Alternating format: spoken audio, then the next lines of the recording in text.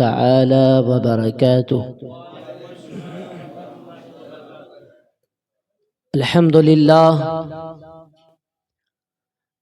لله وكفى وسلام على عباده الذين اصطفى. أما بعد فأعوذ بالله من الشيطان الرجيم. بسم الله الرحمن الرحيم. ولا تقولوا لمن يقتل في سبيل الله أموات بل أحياء ولكن لا تشعرون. صدق اللہ العظیم. انتہائی عقیدت و محبت کے ساتھ حضور سرور کائنات فخر موجودات گنبد خضرا کے مکین ساری کائنات کے مرکز عقیدت رحمت عالم نور مجسم سید عالم شفیع نبی مکرم رسول محتشم فخر آدم و بنی آدم ارواحنا فدا حضور احمد مجتبی محمد مصطفیٰ صلی اللہ تعالی علیہ وسلم کے دربار اقدس میں نذرانہ درود و سلام پیش کریں اور پڑھیں اللہم صلی علی سیدنا مولانا محمد معدن الجود والکرم وآلہ وبارک وسلم صلاۃ و سلام علیک یا رسول اللہ وسلم علیک یا حبیب اللہ. اگر یہ آگے کی جگہ کو پر کر دیا جائے تو انشاءاللہ پاس میں بیٹھ کر باتیں آپ سماعت کریں گے تو بہت جلد آپ کے ذہن و دماغ میں نقش ہو جائیں گی.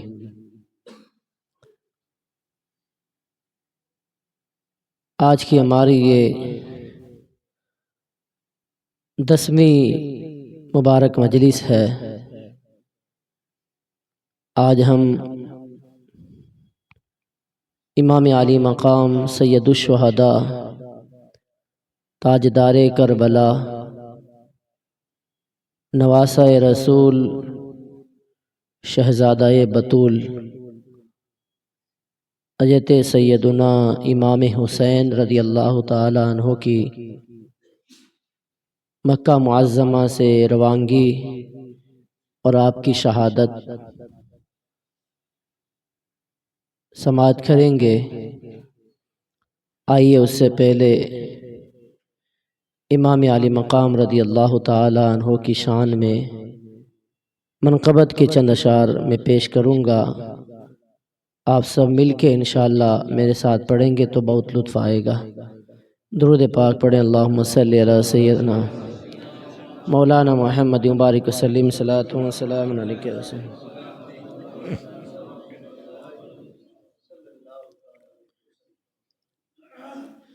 یہ دل بھی حسینی ہے یہ جان بھی حسینی ہے. ہم سب حسینی ہیں. ہمارا دل و دماغ جان اور سب کچھ حسینی ہے. یہ دل بھی حسینی ہے یہ جان بھی حسینی ہے. یہ دل بھی حسینی ہے یہ جان بھی حسینی ہے. صد شکر کے اپنا تو ایمان بھی حسینی ہے. صد شکر کے اپنا تو ایمان بھی حسینی ہے. ہم تو حسینی ہیں چاہے کوئی مانے یا نہ مانے. اس سے ہمیں کوئی سروکار نہیں ہے. کسی کے نام ماننے سے ہمارے حسینی ہونے پر کوئی فرق پڑنے والا نہیں ہے. تو مانے یا نہ مانے اپنا تو عقیدہ ہے، اپنا تو عقیدہ ہے، ہر قاری کے ہونٹوں پر قرآن بے حسینی ہے، ہر قاری کے ہونٹوں پر قرآن بے حسینی ہے، سب بولو یہ دل بھی حسینی ہے، یہ جان بھی حسین۔ آج یہ ساری مسجدوں کے اندر ہم رونق دیکھ رہے ہیں، یہ رونق کیا ہے؟ اور یہ منبر و محراب کی جو رونق دیکھ رہے ہیں یہ کیا ہے؟ امام حسین کے قدموں کی برکت ہے، یہ شب و شبیر کے قدموں کی برکت ہے کہ آج مساجد آباد ہیں، منبر و محراب سجی ہوئی ہیں، نمازیں ہو رہی ہیں، شریعت کی پابندی ہو رہی ہے، یہ سارا کا سارا امام حسین کے قدموں کا صلہ ہے اور ان کے قدموں کی برکت ہے۔ رونق مساجد میں شبیر کے قدموں سے، شبیر کے قدموں سے، یہ منبر بھی حسینی ہے اور اذان بھی حسینی ہے، منبر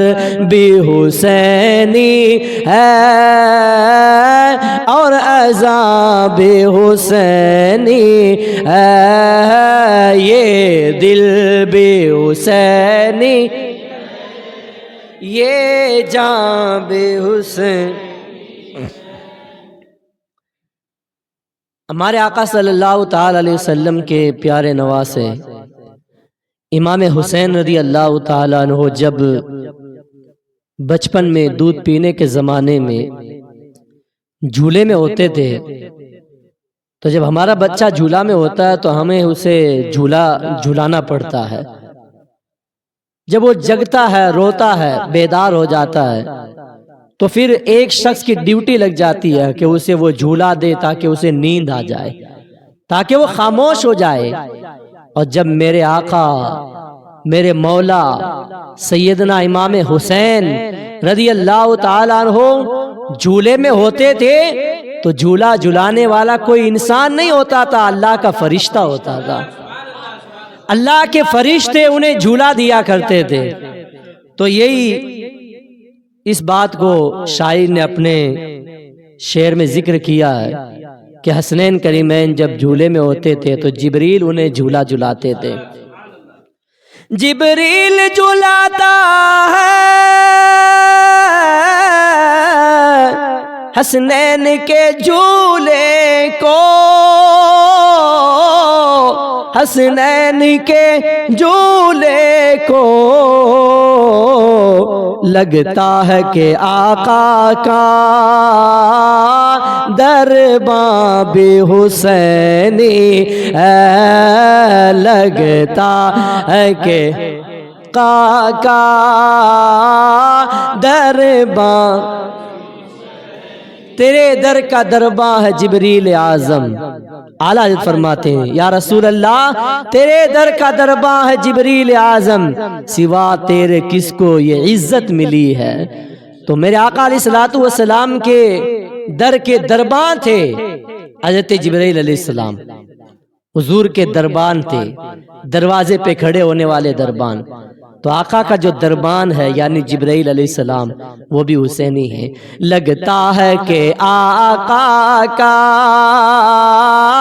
دربان بھی حسینی ہے، یہ دل بھی حسینی ہے، یہ جان بھی۔ اور یہ واقعہ تو آپ نے فضائل اہل بیت میں سماعت کیا تھا کہ جب آقا کریم علیہ السلام سجدے میں جاتے تھے تو امام حسن اور امام حسین دوڑ کر میرے آقا علیہ الصلوۃ والسلام کی پشت انور پر سجدے کی حالت میں جب حضور ہوتے تھے تو حضور کی پیٹھ مبارک پر سوار ہو جاتے تھے، اور میرے آقا اس وقت تک سجدے سے سر مبارک کو نہیں اٹھاتے تھے جب تک حضور کے نواسے خود ہی حضور کی پیٹھ شریف سے نہیں اترتے تھے۔ یعنی حضور حسنین کریمین کے لیے اپنے سجدوں کو جو ہے لمبا فرمایا کرتے تھے، اور کبھی اپنے نواسوں کو اپنی پشت مبارک سے گرنے نہیں دیا، گرنے نہیں دیتے ہیں کاندھوں سے نواسوں کو، کاندھوں سے نواسوں کو، کیا خوب کے نبیوں کا سلطان بے حسینی ہے۔ میرے آقا نے فرمایا کہ حسین مجھ سے ہے اور میں حسین سے ہوں، کیا خوب کے نبیوں کا سلطان بے، سب مل کے پڑھیں، یہ دل بھی حسینی ہے، یہ جاں بھی حسینی ہے، صد شکر کے اپنا تو ایمان بھی، تم سمجھو یا نہ سمجھو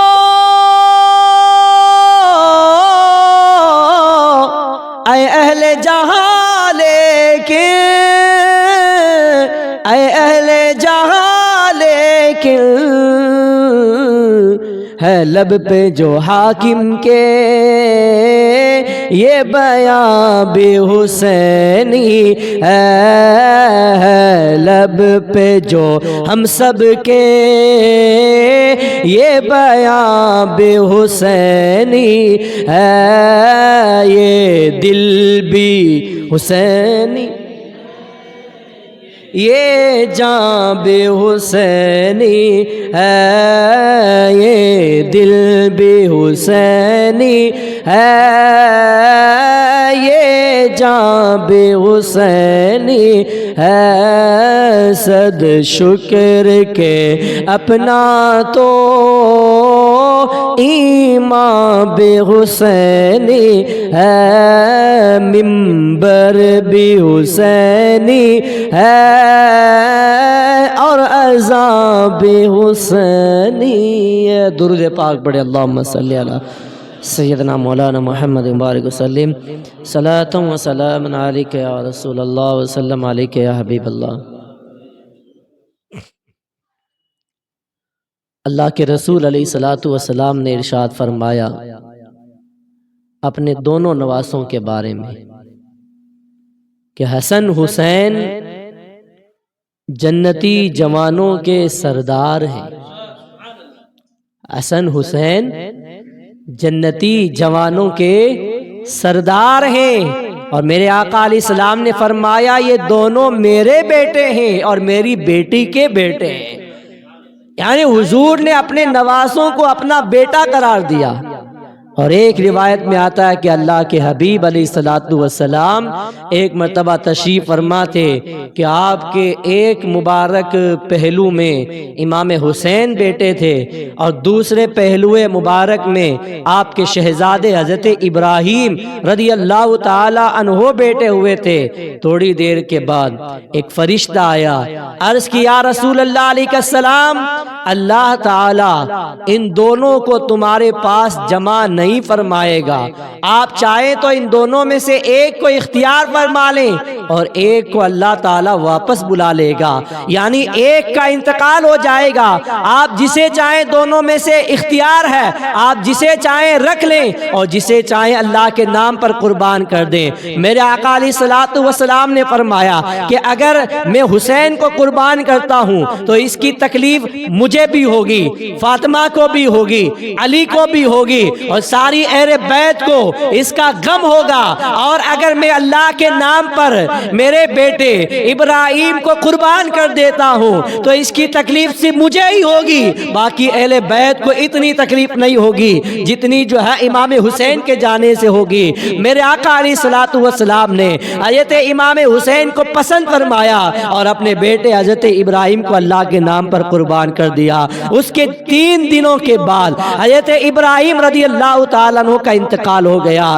راوی فرماتے ہیں کہ اس کے بعد جب بھی امام حسین رضی اللہ تعالیٰ عنہ میرے آقا کی خدمت میں آتے تھے، میرے آقا فرماتے تھے یہ میرا وہ بیٹا ہے، میرا یہ وہ نواسا ہے کہ اس نواسے پر میں نے اپنے بیٹے ابراہیم کو قربان کر دیا ہے۔ اب حضور کی محبت دیکھیں اپنے نواسے سے، کون شخص ہے جو اپنے نواسے کے لیے اپنے بیٹے کو قربان کرتا ہے؟ لیکن میرے آقا علیہ السلام اتنی محبت فرماتے تھے، اتنی محبت فرماتے تھے کہ حضور نے فرمایا کہ میں نے جو ہے حسین کو اختیار کیا، حسین کو پسند کیا اور ابراہیم کو اللہ کے نام پر قربان کر دیا۔ اس کے چند دنوں کے بعد حضرت ابراہیم کا انتقال ہو گیا۔ اب آپ اس سے اندازہ لگا لیں کہ حضور علیہ الصلوۃ والسلام کتنی محبت فرماتے تھے، اور فرمایا میرے آقا علیہ السلام نے کہ حسین مجھ سے ہے اور میں حسین سے ہوں۔ میرے آقا علیہ الصلوۃ والسلام نے ایک مقام پر فرمایا، حدیث پاک کا مفہوم ہے، اے فاطمہ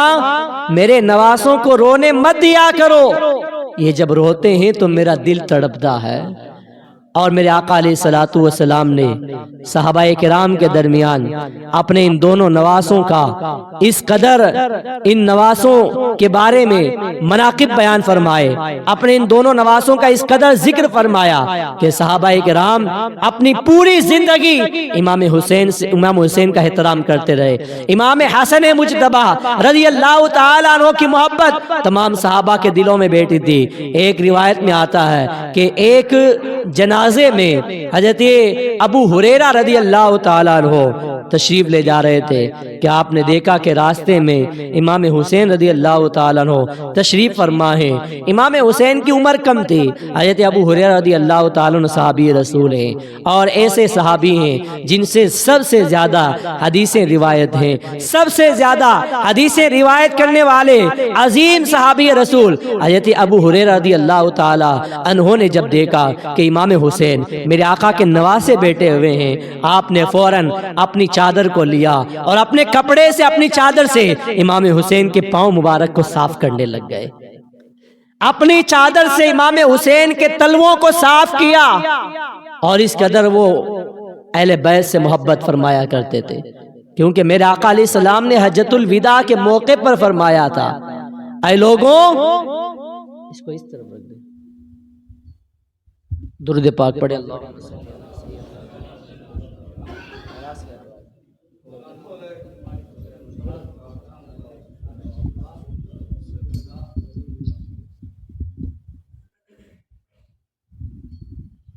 درود پاک پڑھے اللہم صلی علی سیدنا مولانا محمد مبارک وسلم صلاۃ و سلام علیک یا رسول اللہ وسلم علیک یا حبیب اللہ۔ ادھر آواز کر رہا ہے۔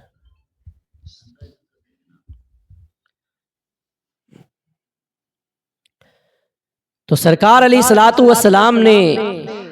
اپنے ان نواسوں کا اس قدر تذکرہ فرمایا، ان کے فضائل کو بیان فرمایا، اور رسول اللہ صلی اللہ تعالی علیہ وسلم نے اپنے نواسوں کا صحابہ کے درمیان یوں اعلان فرمایا کہ حجۃ الوداع کے موقع پر رسول کریم علیہ الصلوۃ والتسلیم نے فرمایا، اے لوگوں میں تمہارے درمیان 2 بھاری بھرکم چیزیں چھوڑ کر جا رہا ہوں، جس نے ان دونوں کو تھامے رکھا وہ کامیاب ہو جائے گا، اور جو ان دونوں کو یا دونوں میں سے کسی ایک کو چھوڑ دے گا وہ ناکام ہو جائے گا۔ وہ ہدایت پر نہیں ہوگا، وہ گمراہ ہو جائے گا۔ اب میرے آقا علیہ الصلوۃ والسلام نے ان دونوں چیزوں کا یوں تذکرہ فرمایا کہ ایک تو وہ قرآن مجید ہے جس کو تمہیں تھامے رکھنا ہے، قرآن کے احکام پر عمل کرنا ہے، قرآن کی تلاوت کرنا ہے، قرآن پر ایمان لانا ہے، قرآن کی تعلیمات پر عمل کر کے قرآن کی تعلیمات کو عام کرنا ہے، قرآن کے دامن کو تھامے رکھنا ہے۔ اور دوسری وہ چیز میری اہل بیت ہے، میری اہل بیت کی محبت اپنے دلوں میں رکھنا ہے، ان کے دامن کو تھامے رکھنا ہے، ان کے دامن سے وابستہ رہنا ہے۔ جس نے اہل بیت کے دامن کو تھامے رکھا، قرآن کے احکام پر عمل کیا، وہ کامیاب ہے، وہ ہدایت پر ہے۔ اور جس نے ان دونوں کو چھوڑ دیا یا ان دونوں میں سے کسی ایک کو بھی چھوڑ دیا، وہ ناکام ہو جائے گا، وہ گمراہی کے راستے پر ہے۔ اب میرے آقا علیہ الصلوۃ والسلام نے جو فرمایا، ان دونوں چیزوں پر آج ہمیں عمل کرنے کی ضرورت ہے۔ ہم قرآن کی بھی تلاوت کریں، یہ نہیں کہ قرآن صرف رمضان میں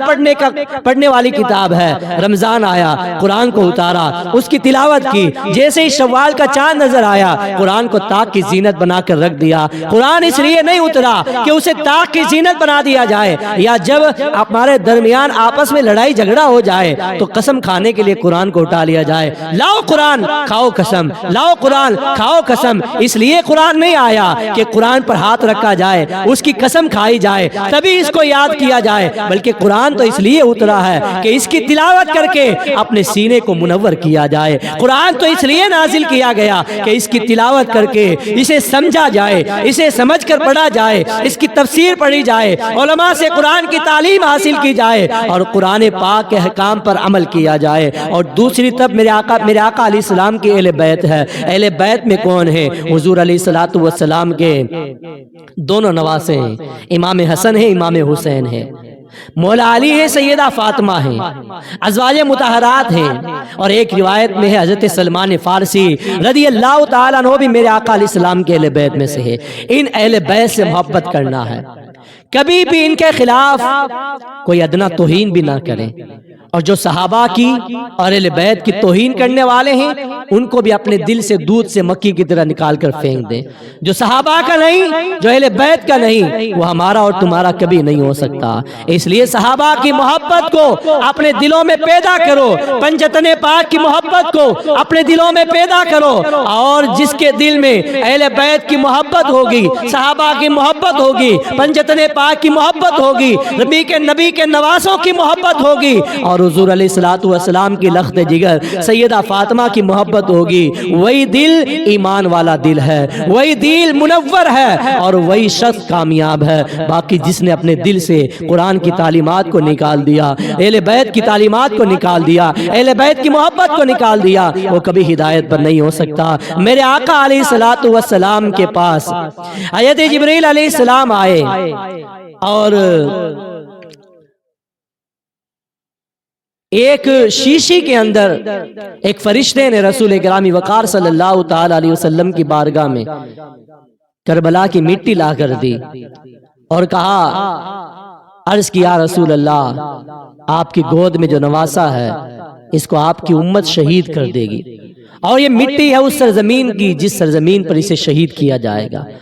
اور جس دن یہ مٹی خون بن جائے، سرخ ہو جائے، سمجھ لیں کہ آپ کا نواسا شہید ہو گیا ہے۔ رسول اللہ صلی اللہ تعالی علیہ وسلم نے یہ مٹی حضرت ام سلمہ رضی اللہ تعالی عنہا کو عطا فرمائی اور کہا کہ جس دن یہ خون بن جائے سمجھ لینا کہ امام حسین کو شہید کر دیا گیا۔ میرے آقا علیہ الصلوۃ والسلام کی چچی ہیں حضرت ام الفضل رضی اللہ تعالی عنہا، جو حضرت عباس رضی اللہ تعالی عنہ کی زوجہ محترمہ ہیں، وہ فرماتی ہیں کہ میں نے خواب دیکھا، اور خواب میں کیا دیکھتی ہوں کہ خواب کے اندر رسول اللہ صلی اللہ تعالی علیہ وسلم کے جسم مبارک کا ایک ٹکڑا کاٹ کر میری گود میں ڈال دیا گیا۔ جب میں نے یہ خواب دیکھا تو گھبرا گئی، میرے آقا کی خدمت میں آئی، صبح حضور کی خدمت میں آئی، عرض کیا رسول اللہ، میں نے بہت ہی خطرناک خواب دیکھا ہے جس کو میں بیان نہیں کر سکتی۔ میرے آقا نے فرمایا، چچی جان وہ بیان کیجئے، وہ کیسا خواب ہے؟ حضرت ام الفضل رضی اللہ تعالی عنہ عرض کرتی یا رسول اللہ میں خواب میں دیکھتی ہوں کہ آپ کے جسم مبارک کے ایک ٹکڑے کو کاٹ کر میری گود میں رکھ دیا گیا۔ میرے آقا علیہ السلام نے فرمایا اے چچی ام الفضل گھبرانے کی ضرورت نہیں ہے، اللہ تعالیٰ میری بیٹی فاطمہ کے گھر میں ایک لڑکا پیدا فرمائے گا، ایک لڑکا میری بیٹی فاطمہ کے گھر میں ایک لڑکا ہوگا، اسی لڑکے کو تمہاری گود میں دیا جائے گا۔ اس خواب کی تعبیر یہ ہے کہ اس لڑکے کو تمہاری گود میں دیا جائے گا۔ حضرت ام الفضل فرماتی ہیں جب حضرت امام حسین رضی اللہ تعالیٰ عنہ کی ولادت ہوئی تو رسول اللہ صلی اللہ تعالیٰ علیہ وسلم نے امام حسین کو میری گود میں دیا۔ یہ اس خواب کی تعبیر تھی۔ رسول اللہ صلی اللہ تعالیٰ علیہ وسلم نے اپنے اس نواسے کا نام شبیر رکھا اور بڑے نواسے یعنی امام حسن کا نام شبر رکھا۔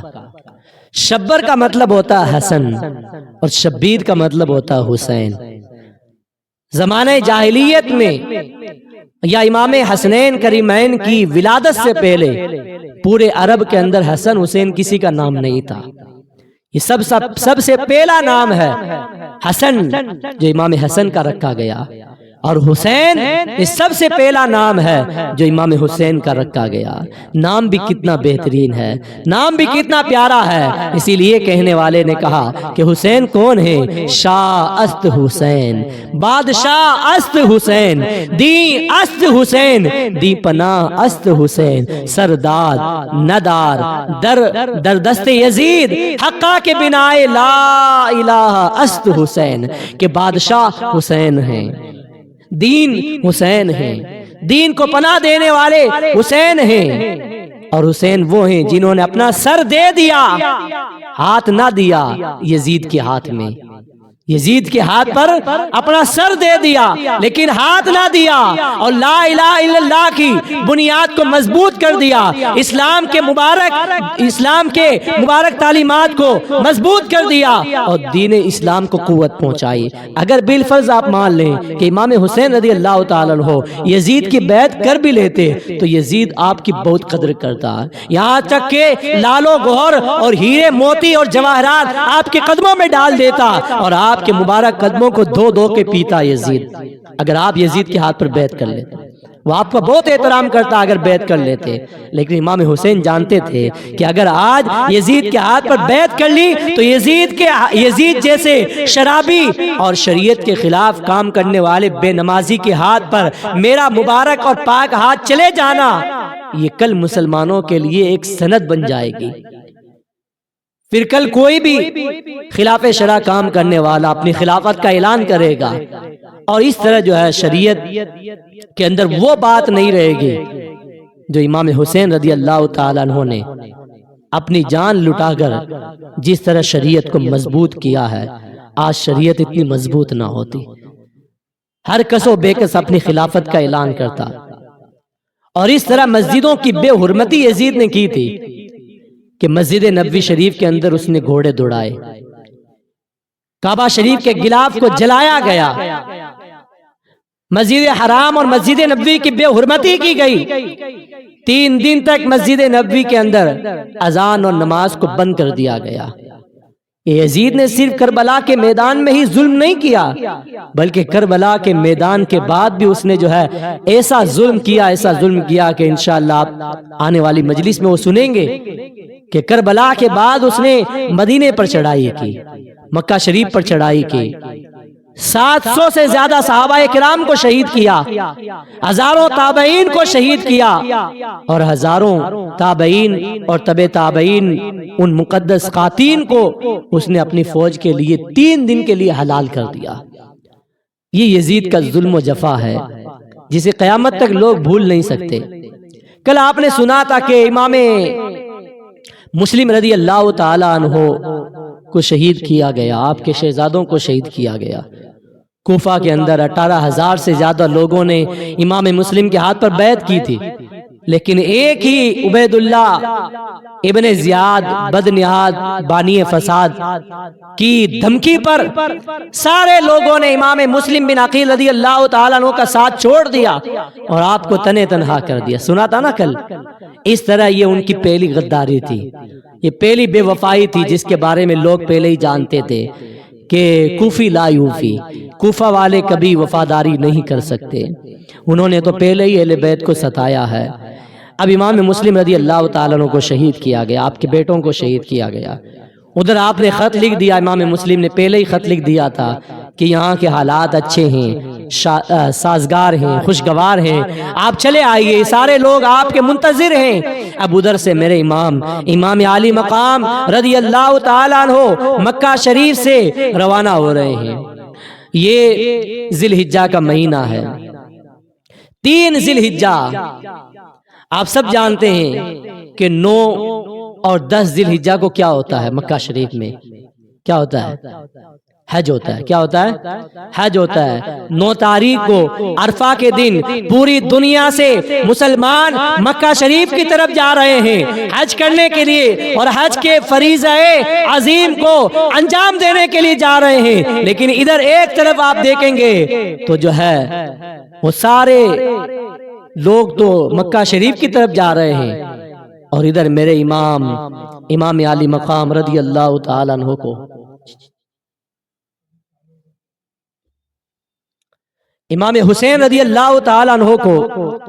یہاں دین بچانے کے لیے، اسلام کی خاطر، شریعت کو بچانے کے لیے کربلا کی طرف روانہ ہونا ہے۔ سارے لوگ مکہ شریف آ رہے ہیں، امام حسین مکہ شریف سے جا رہے ہیں۔ آپ دیکھیں وہ کس قدر ایسا وہ منظر ہوگا۔ آسمان نے وہ منظر بھی دیکھا ہے کہ نبی کے نواسوں نے پہلے تو مدینہ چھوڑا ہے،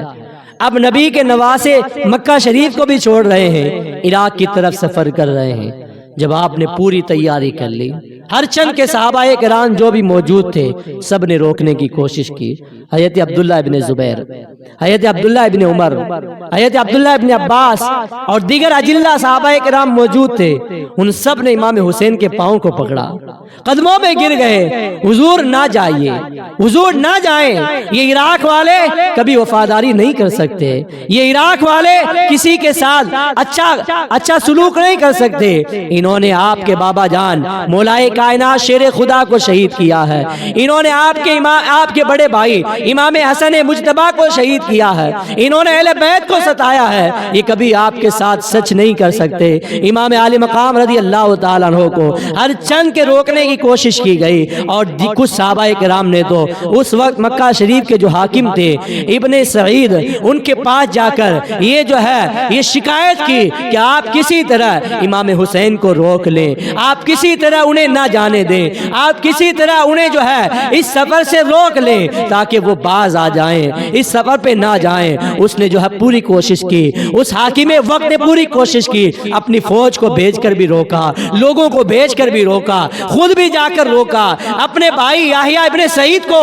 ایک فوج کے ساتھ بھیجا، اور مکہ شریف سے باہر جب امام حسین پہنچ گئے تھے تب بھی روکنے کی کوشش کی، لیکن سب ناکام ہو گئے۔ روکنے کی کوشش کی، میرے امام نے کسی کی ایک بھی عرضی کو قبول نہ کیا۔ میرے امام کے پاس تو ایک ہی جواب تھا، وہ جواب یہ تھا کہ کوفہ کے لوگوں نے مجھے خط لکھا ہے، ایک خط نہیں 150 سے زیادہ خطوط ان کے آئے ہیں جس کے اندر یہ مضمون لکھا ہوا ہے، اے امام آپ چلے آئیے، آپ چلے آئیں گے تو ہم آپ کو امیر المومنین مانیں گے، ہم آپ کے ہاتھ پر بیعت کریں گے، آپ کی خلافت کا اعلان کریں گے، ورنہ اگر آج آپ نے آنے سے انکار کر دیا تو مجبور ہو کر ہمیں یزید کو امیر المومنین ماننا پڑے گا، یزید کو خلیفۃ المسلمین ماننا پڑے گا، یزید کی خلافت کو تسلیم کرنا پڑے گا۔ میرے امام کے پاس اور کیا جو ہے عذر رہ جاتا ہے اتنے خطوط آنے کے بعد۔ اور پھر امام مسلم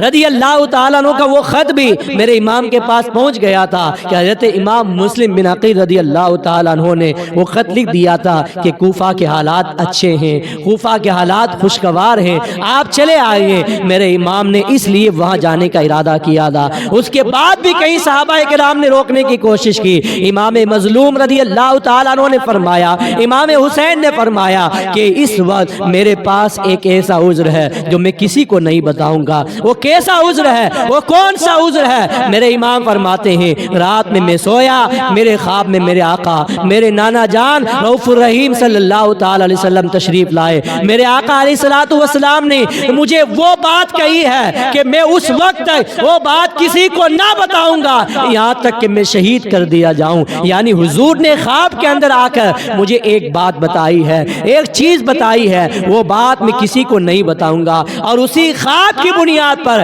میں اپنے ارادے سے کبھی باز نہیں آؤں گا۔ اب امام حسین رضی اللہ تعالیٰ عنہ نے امام مسلم بن عقیل کے بھائیوں کو ساتھ میں لیا، اپنے چچا زاد بھائیوں کو ساتھ میں لیا، مسلم بن عقیل کے بیٹے عبداللہ ابن مسلم کو ساتھ میں لیا۔ اپنے شہزادوں میں حضرت امام علی اکبر ہے، امام اوسط جنہیں امام زین العابدین کہا جاتا ہے، امام علی اصغر 6 مہینے کے بچے ہیں، دودھ پیتے بچے، ان کو بھی ساتھ میں لیا، اپنی بیٹی سکینہ کو بھی ساتھ میں لیا، اپنی زوجائے محترمہ شیر بانو کو بھی ساتھ میں لیا، اپنی بہن حضرت زینب کبریٰ کو بھی ساتھ میں لیا، اور اس طرح اہل بیت کا یہ خاندان چند فدایان اہل بیت کے ساتھ مکہ شریف سے روانہ ہوا۔ جس وقت وہ مکہ شریف سے نکل رہے تھے تو مکہ شریف میں صحابہ کرام نے ان کی بارگاہ میں جو درخواستیں پیش کی تھی انہیں شاعر نے اپنے انداز میں بیان کیا ہے، آپ سنیں گے تو انشاءاللہ جھوم جائیں گے کہ جب امام حسین رضی اللہ تعالیٰ عنہ کربلا کے میدان کے لیے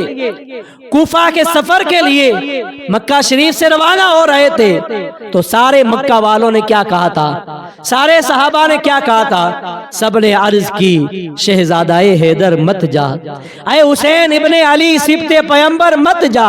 صدمے وہاں پہنچے علی اور حسن کو کیا کیا، جانا کوفہ کا تو ہرگز نہیں بہتر مت جا، حق نما آئینہ ہے رخ تیرا اندھے ہے وہی، لیکن اندھوں میں یہ آئینہ ہے سکندر مت جا، سنگ باراں سے بچا جام بلوری اپنا، ایسے لوگوں میں جو پتھر سے ہیں بدتر مت جا، گل شہداب نبی اپنے چمن سے نہ نکل، نازنی پھول ہے تو کانٹوں کے اندر مت جا۔ صحابہ نے پہلے ہی کہا تھا کہ تو پھول ہے، جنت کا پھول ہے، اور آپ جس طرف جا رہے ہیں وہ سارے کانٹے ہیں، یہ پھول ان کانٹوں کے اندر نہیں جانا چاہیے، نازنی پھول ہے تو کانٹوں کے اندر مت جا، چلتے ہیں سرسرے آفات کے مظلم جھونکے، شمارو قلعہ فانوس سے باہر مت جا۔ میرے امام علی مقام رضی اللہ تعالیٰ عنہ کو جن صحابہ نے روکا تھا ان صحابہ کے نام بھی سماعت کیجئے، ابو سعید، ابن عمر، جابر اور ابن عباس۔ حضرت جابر نے بھی روکا، حضرت ابو سعید نے بھی روکا،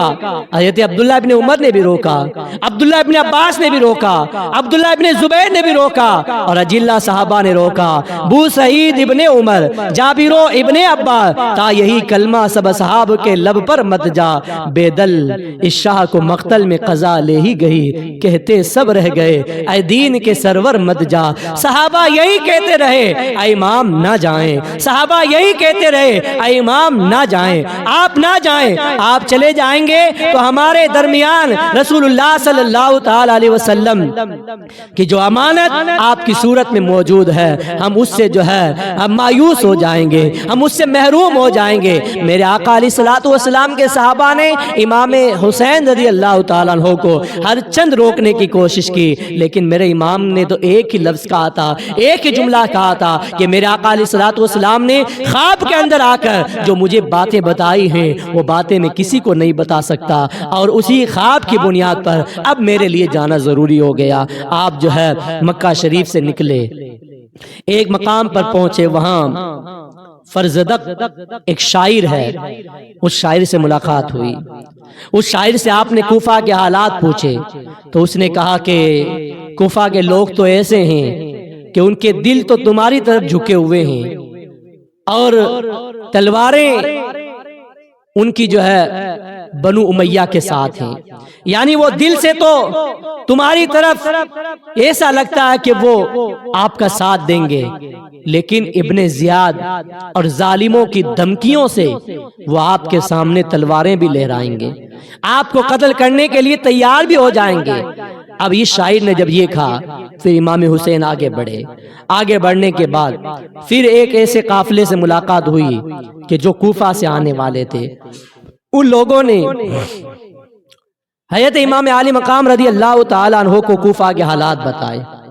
اور کوفہ کے حالات میں آپ کو یہ بتایا گیا کہ کوفہ کے گورنر نعمان ابن بشیر کو شہید کر دیا گیا،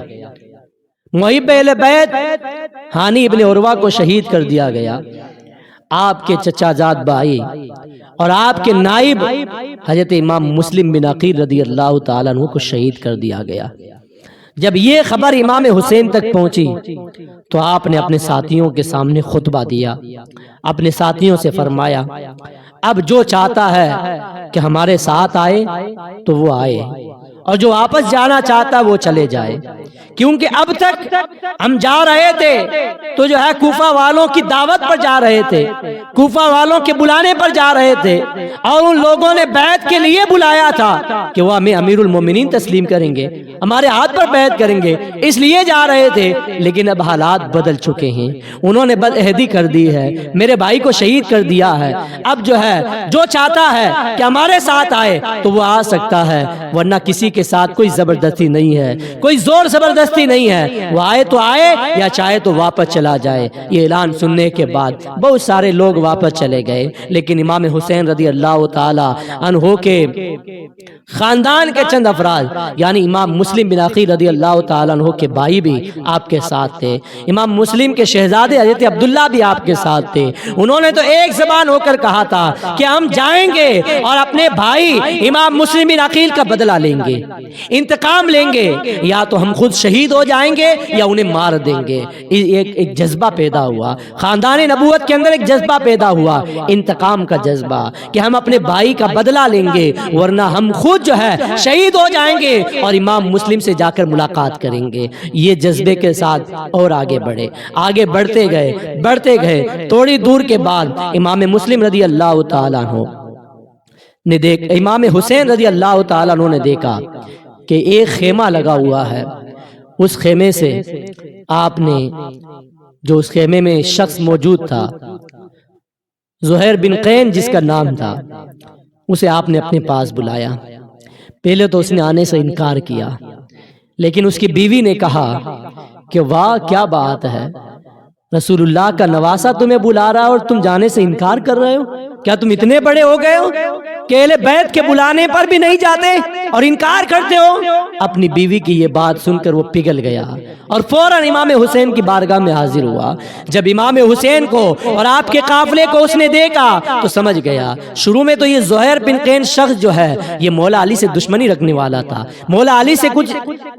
اتنی خاص محبت نہیں تھی جو ہونی چاہیے تھی، لیکن جب امام حسین کے قافلے کو دیکھا اور میرے امام کی نظر ولایت زہیر بن قین پر پڑی، فوراً اس کے دل کی دنیا بدل گئی۔ اب تک تو وہ آنے کے لیے تیار نہیں تھا، لیکن جب امام حسین کے قافلے کو دیکھا، آپ کے چہرے کی زیارت کی، فوراً واپس اپنے خیمے میں گیا اور اپنا سارا سامان امام حسین کے قافلے میں لا کر ملا دیا، اپنی بیوی کو طلاق دے دیا اور کہا جاؤ اپنی میکے چلی جاؤ، اور اپنے ساتھیوں سے کہا اب بھی تم میں سے بھی جو چاہتا ہے کہ میرے ساتھ آئے وہ آ سکتا ہے، اور جو واپس جانا چاہتا ہے وہ جا سکتا ہے، اور یہ ان کی اور میری آخری ملاقات ہے، کیونکہ اب میرے دل کے اندر امام حسین کی محبت پیدا ہو گئی ہے۔ اور اس کی وجہ جب پوچھی گئی تو اس کی وجہ یہ تھی کہ ایک ہی بار کے اندر یعنی جو شخص چند لمحوں پہلے امام حسین سے دشمنی رکھنے والا، مولا علی سے دشمنی رکھنے والا، لیکن تھوڑی دیر کے بعد وہ امام حسین کے نام پر اپنی جان کو قربان کرنے کے لیے تیار ہو گیا،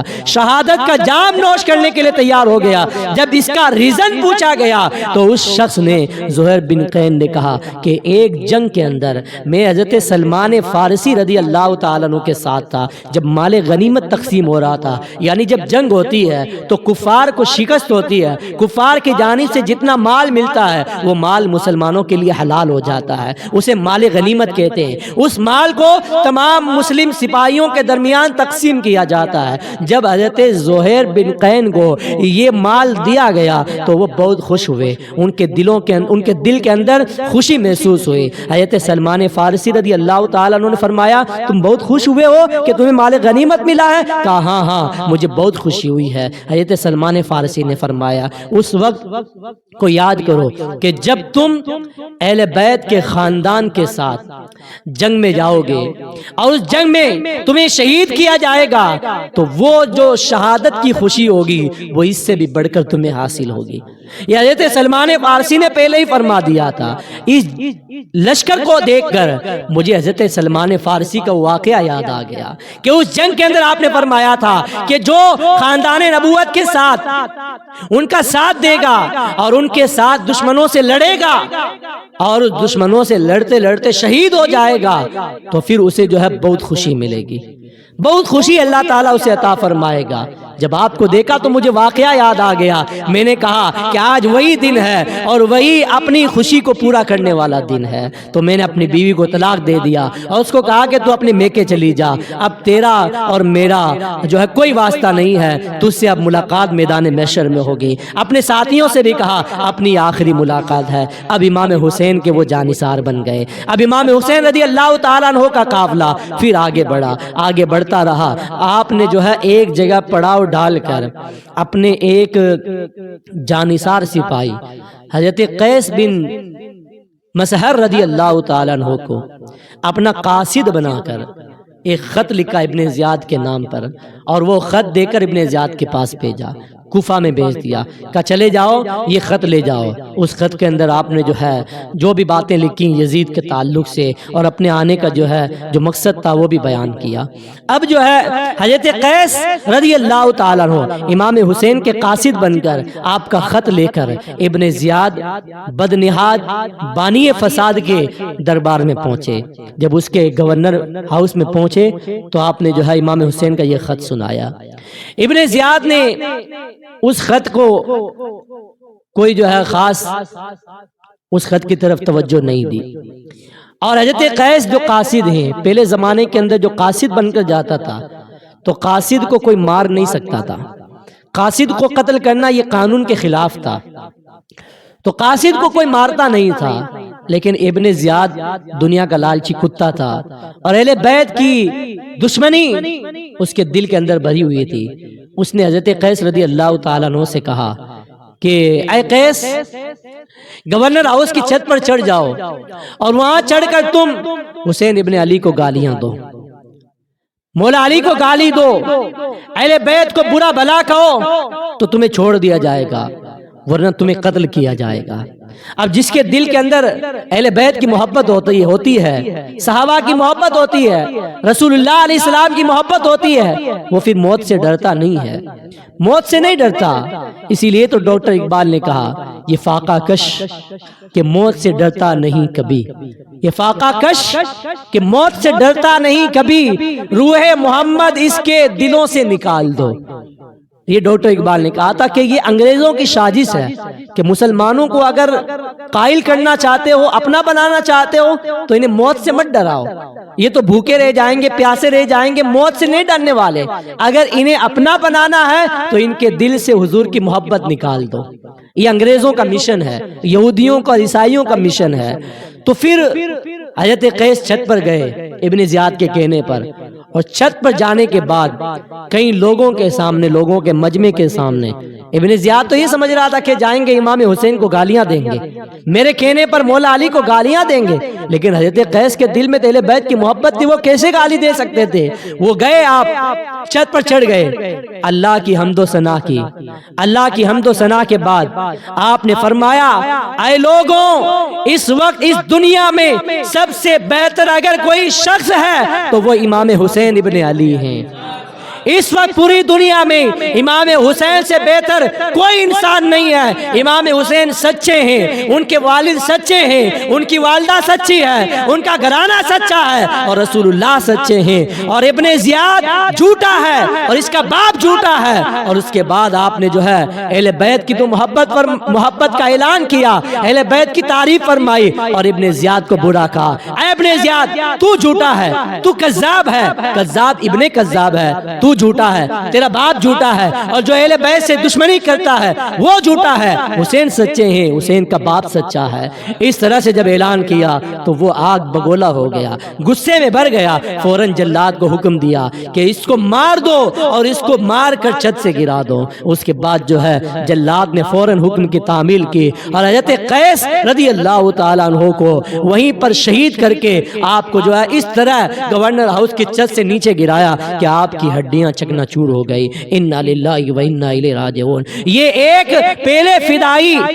اہل بیت سے محبت کرنے والے، جنہوں نے اہل بیت کے نام پر حضور علیہ الصلوۃ والسلام کی محبت میں اور حضور کے نواسوں کی محبت میں، اہل بیت کی محبت میں اپنی جان کو نچھاور کر دیا، لیکن اہل بیت کو گالی دینا گوارا نہ سمجھا۔ اگر آپ چاہتے کہ زندگی مل جائے تو اہل بیت کو گالی دے کر چھٹکارا حاصل کر سکتے تھے، لیکن وہ جانتے تھے یہ دنیا تو 4 دن کی ہے، آخرت تو ہمیشہ ہمیش کے لیے ہے، اور یہ دنیا، اس دنیا کو کمانے کے لیے اگر میں نے برا کام کیا تو یہاں تو مجھے سب کچھ مل جائے گا، انعام بھی مل جائے گا، دولت بھی مل جائے گی، شہرت بھی مل جائے گی، سب کچھ مل جائے گا، لیکن آخرت میں مصطفیٰ کی شفاعت نہیں ملنے والی ہے۔ اس لیے مصطفیٰ جان رحمت صلی اللہ علیہ وسلم کی شفاعت کی امید لگاتے ہوئے آپ نے اہل بیت کی محبت کا نعرہ لگایا، اہل بیت کی محبت کا اعلان کیا اور اہل بیت کی تعریف فرمائی۔ اب جو ہے امام حسین رضی اللہ تعالیٰ عنہ اور آگے بڑھے تو امام حسین رضی اللہ تعالیٰ عنہ کو حضرت قیس رضی اللہ تعالیٰ عنہ کی شہادت کی خبر بھی دے دی گئی۔ آپ سمجھ چکے تھے کہ اب جو ہے کوفہ میں جا کر ہماری کوئی بیعت کرنے والا نہیں ہے، اب یہ کوفی ہمارے ساتھ بدعہدی کرنے والے ہیں، غداری کرنے والے ہیں، ہم سے جنگ کرنے والے ہیں، اور اب یہ میرے اور میرے خاندان کے خون کے پیاسے ہو گئے ہیں، اور ہمارے خون کو بہائے بغیر انہیں چین نہیں مل سکتا، یہ ہمارے خون کے پیاسے ہو گئے ہیں، اب یہ خون بہا کر ہی رہیں گے۔ امام حسین تو سب جانتے تھے، پہلے اس سے جانتے تھے، آپ کے بچپن کے اندر ہی آپ کی شہادت کا شہرہ ہو چکا تھا، شہادت مشہور ہو چکی تھی۔ اب امام حسین رضی اللہ تعالیٰ عنہ، محرم کا مہینہ ہے، سن ہجری 61 ہے،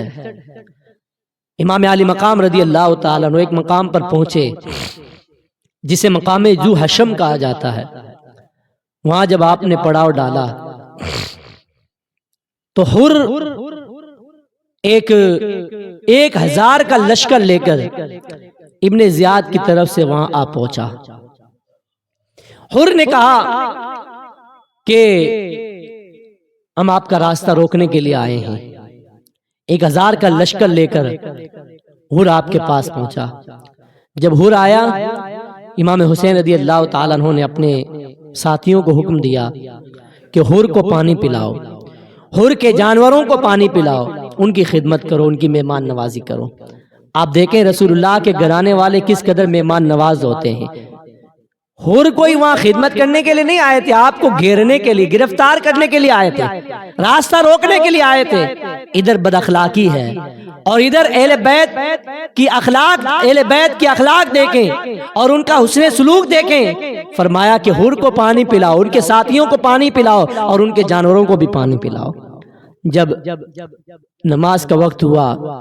امام حسین رضی اللہ تعالیٰ عنہ نے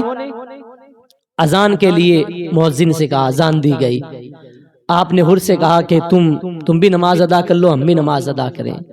تم الگ نماز ادا کرو کہ ہم الگ نماز ادا کریں گے؟ حر نے کہا کہ ہم الگ نماز ادا نہیں کرنے والے، ہم تو آپ کے پیچھے ہی نماز پڑھیں گے۔ امام حسین رضی اللہ تعالیٰ عنہ نے امامت فرمائی۔ 1000 سے زیادہ لشکر جو حر لے کر آئے تھے، سارے لشکر نے امام حسین کی اقتداء میں نماز ادا کی۔ یہ بھی کیسا منظر ہے، ایک عجیب اتفاق ہے۔ امام کو گھیرنے کے لیے آئے ہیں اور وہی امام کے پیچھے نماز بھی پڑھ رہے ہیں،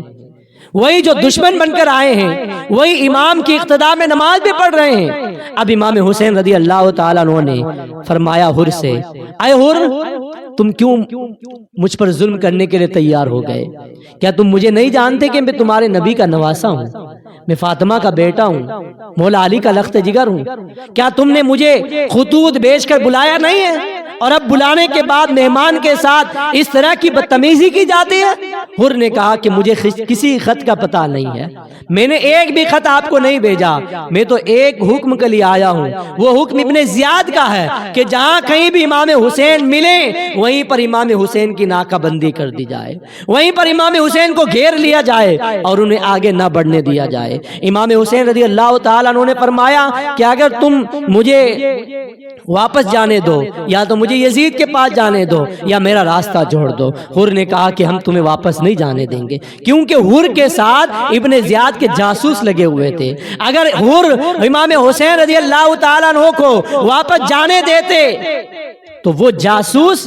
حر کی ساری باتوں کو ابن زیاد کو بتانے والے تھے۔ ابن زیاد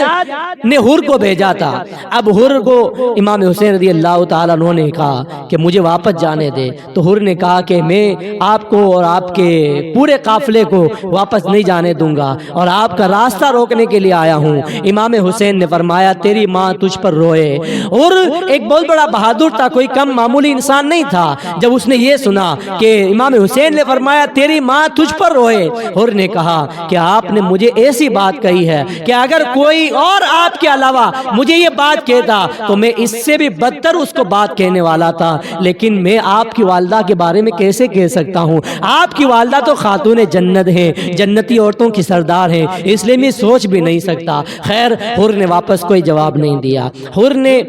ایک بات اور کہی تھی امام حسین رضی اللہ تعالیٰ عنہ سے کہ جب رات میں ہم لوگ سو جائیں اور قافلے کے تمام لشکر سو جائیں، اس وقت رات کے آدھی رات کے بعد جو ہے جب سارے سپاہی سو جائیں گے اس وقت آپ چپکے سے نکل جانا اور واپس مکہ شریف چلے جانا۔ میں ابن زیاد کو کہہ دوں گا کہ رات میں ہم سوئے تھے اور امام حسین واپس چلے گئے، ہمیں پتہ نہیں چلا۔ امام حسین رضی اللہ تعالیٰ عنہ رات کے وقت میں اپنے ساتھیوں کو تیار کرتے ہیں اور واپس جو ہے امام علی مقام رضی اللہ تعالیٰ عنہ ایک مقام پر جانے کی کوشش کرتے ہیں۔ میرے امام رضی اللہ تعالیٰ عنہ اپنے قافلے والوں کے ساتھ آدھی رات کے بعد چلنا شروع کرتے ہیں۔ صبح ہو کر امام علی مقام رضی اللہ تعالیٰ عنہ نے دیکھا کہ ایک بہت بڑا لشکر ابن سعد کی سربراہی میں وہاں پر سامنے آ پہنچا اور امام حسین رضی اللہ تعالیٰ عنہ کا راستہ روک لیا۔ امام حسین رضی اللہ تعالیٰ عنہ نے فرمایا کہ یہ کون سی جگہ ہے؟ تو آپ کو بتایا گیا کہ اس جگہ کا نام کربلا ہے، یہی کربلا ہے۔ آپ نے جو ہے اپنے گھوڑوں کو وہیں بٹایا، اپنے جانوروں کو وہیں بٹایا، اونٹوں کو، تمام جانوروں کو بٹایا گیا، وہیں پڑاؤ ڈالا گیا اور فرمایا یہی ہماری آخری قیام گاہ ہے، یہی کرب و بلا ہے، یہی مصیبتوں کی اور آفات کی سرزمین ہے، یہی کربلا ہے۔ اب ابن سعد جو ہے ادھر سے کئی ہزار کا لشکر لے کر آیا، ادھر حر کے پاس 1000 کا لشکر ہے۔ ابن سعد کون ہے؟ عمر ابن سعد اس کا پورا نام ہے۔ حضرت سعد ابن ابی وقاص رضی اللہ تعالیٰ عنہ عشرہ مبشرہ میں سے ایک عظیم صحابی رسول ہے۔ وہ 10 صحابہ جن کو اللہ کے رسول علیہ السلام نے دنیا میں جنت کی بشارت عطا فرمائی، ان 10 صحابہ میں سے ایک صحابی ہیں حضرت سعد ابن ابی وقاص۔ باپ تو بڑے جلیل القدر صحابی ہیں اور ادھر بیٹا دے کے اہل بیت کا دشمن ہے، اہل بیت سے جنگ کے لیے آیا ہے۔ عمر ابن سعد حضرت سعد کا بیٹا ایک بہت بڑا کئی ہزار کا لشکر لے کر ایران کی طرف جا رہا تھا۔ اس وقت ایران کے اندر بغاوت چھڑی ہوئی تھی، تو ابن زیاد کے حکم پر وہ ایران جا رہا تھا۔ ابن زیاد نے اس کو خط لکھا کہ اے عمر ابن سعد، ایران کو ہم بعد میں دیکھ لیں گے، پہلے حسین ابن علی سے جنگ کر لو، پہلے ان سے مقابلہ کریں گے، اور تمہارے پاس جو کئی ہزار کا لشکر ہے اس سارے لشکر کو تم واپس لے آؤ اور کربلا کے میدان میں جا کر امام حسین سے مقابلہ کرو۔ عمر ابن سعد جو ہے پہلے تو تیار نہیں ہوا کہ میں نواسہ رسول سے کیسے جنگ کر سکتا ہوں، مجھے یہ منظور نہیں ہے۔ ابن سعد نے کہا تجھے منظور نہیں ہے تو ٹھیک ہے، تو جو ہے اپنے اس سربراہی سے دستبردار ہو جا اور استعفیٰ دے دے، اور رے کی حکومت جو تجھے ملنے والی ہے وہ حکومت بھی تجھے نہیں ملے گی۔ اب جب یہ دنیا کا لالچ آیا کہ اگر تو امام حسین سے مقابلہ کرے گا تو تجھے ملک رے کی حکومت دی جائے گی اور تجھے ایران کا بھی گورنر بنا دیا جائے گا، اور اگر تو امام حسین سے جنگ نہیں کرے گا تو تجھے جو ہے گورنر اور حاکم نہیں بنایا جائے گا۔ اس نے کہا مجھے ایک دن کی مہلت دے دی جائے۔ جب ایک دن کی مہلت دی، اس نے دوسرے دن جو ہے واپس ابن زیاد کو خط لکھا اور اس کے جو ہے لالچی دل نے یہ فیصلہ کیا کہ مجھے امام حسین سے لڑنے میں کیا جاتا ہے، امام حسین سے جنگ کر لیتا ہوں، جنگ کرنے کے بعد مجھے جو ہے ایران کا بادشاہ بنا دیا جائے گا اور ملک رے کی مجھے حکومت دی جائے گی۔ یہ حکومت اور دنیا کے لالچ کے اندر آ کر اس نے امام حسین رضی اللہ تعالیٰ عنہ کا راستہ روک لیا۔ اب اس مقام پر ابن زیاد کی طرف سے کبھی ادھر سے 2000 کا لشکر، کبھی ادھر سے 5000 کا لشکر، ادھر سے 10,000 کا لشکر، ادھر سے 1000 کا لشکر، اس طرح کرتے کرتے لشکر آتا جا رہا یہاں تک کہ 22,000 کا لشکر تیار ہو گیا۔ یزیدیوں کے پاس 22,000 کا لشکر، اور اس میں بھی 22,000 میں سب بڑے بڑے بہادر جنگجو، بالکل توانا اور بڑے بڑے ہتھیار ان کے پاس، اور ادھر صرف 82 لوگ، 82 لوگوں کا